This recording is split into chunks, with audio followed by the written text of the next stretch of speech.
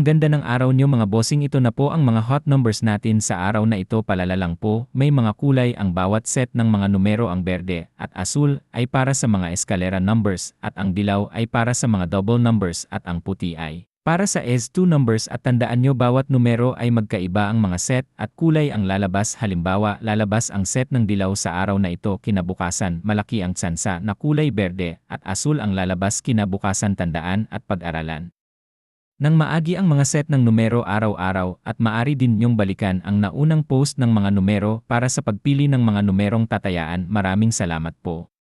Magandang araw sa inyong lahat mga followers, subscribers, viewers sa Swertres TV mga bossing. Ito na po ang mga clue numbers, tips o guide numbers sa araw na ito. Palala, ang mga numbers na ito ay dalawa lang. Ang gagawin nyo lang ay pumili sa mga guide numbers at tingnan nyo sa mga hot numbers kung mag-match ba. At para mabuo nyo ang tatlo numero sa Swertres, pag-aralan maigi kung paano mag-match up ng numero. Maraming salamat po sa inyong lahat mga bossing.